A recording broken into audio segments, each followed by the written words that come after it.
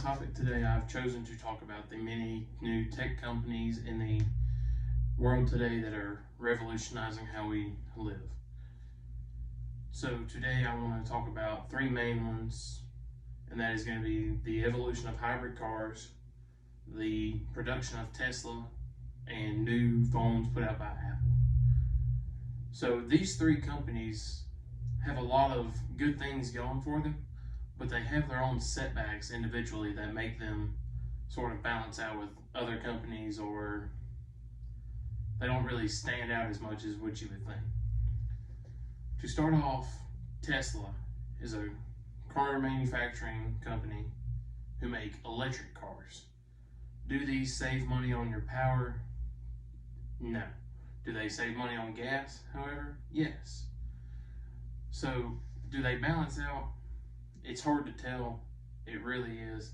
So, Teslas are the first faster car that is a electric car.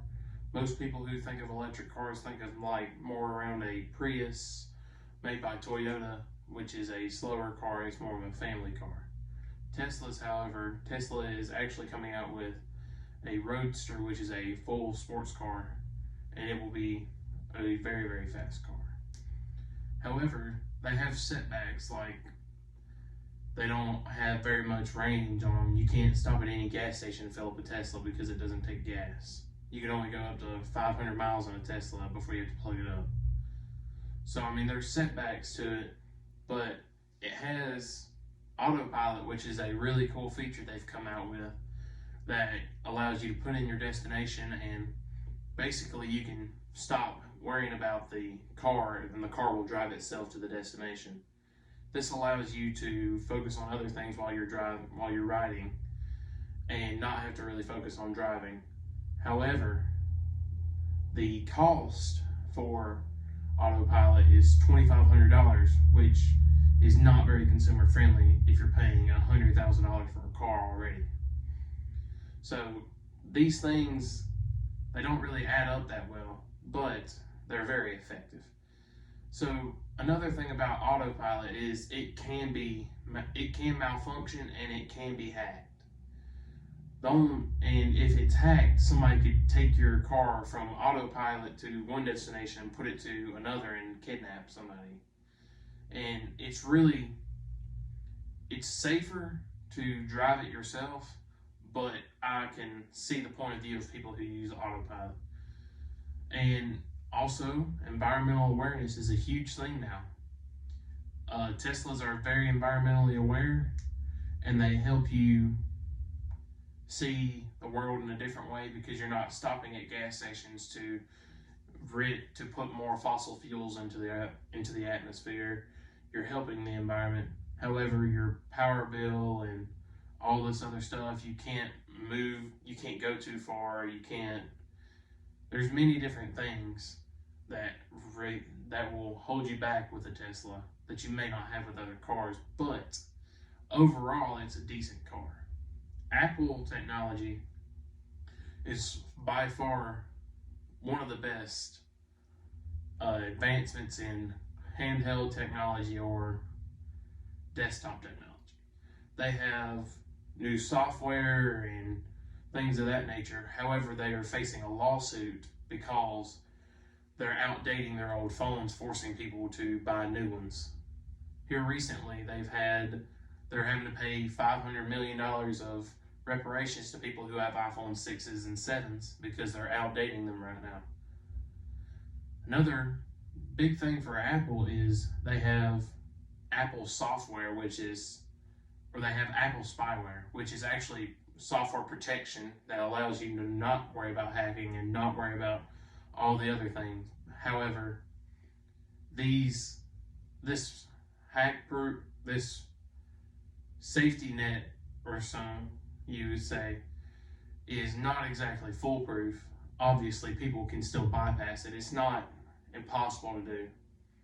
Some of the new Apple phones come with a much better battery than the older ones, and it's very effective and it helps people get throughout their day.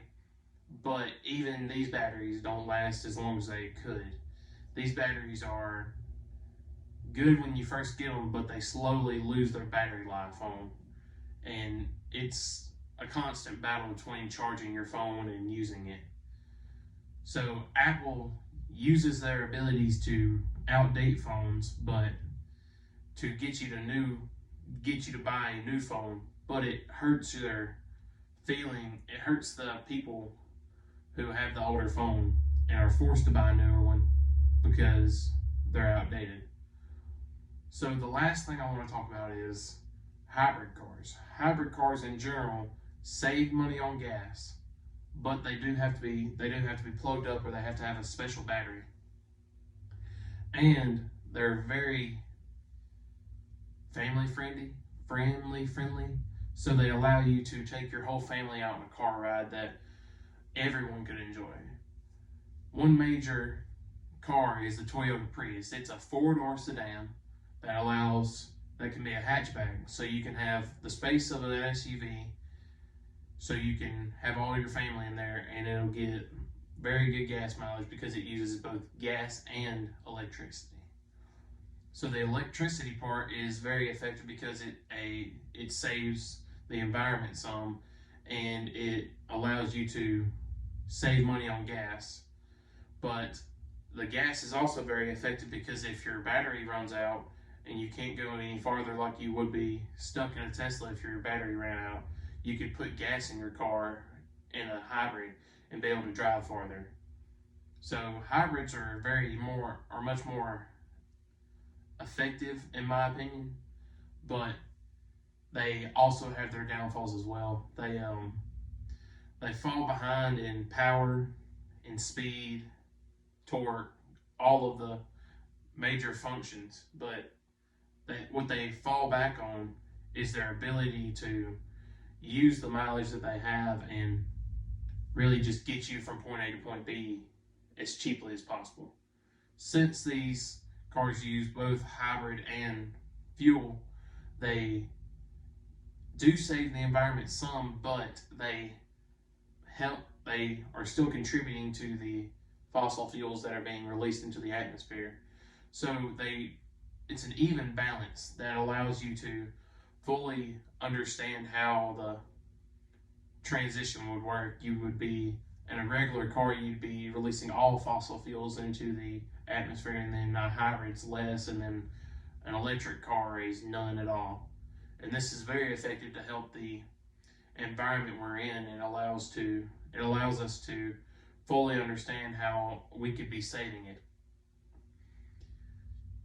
So these three companies have done miraculous things for the world that we live in today, as they have revolutionized the way we drive, the way we talk on the phone, the way we have all of our different gadgets and things that allow us to work on things while we're going down the road. It allows us to do things that normally you would have had to have sat at a computer to do.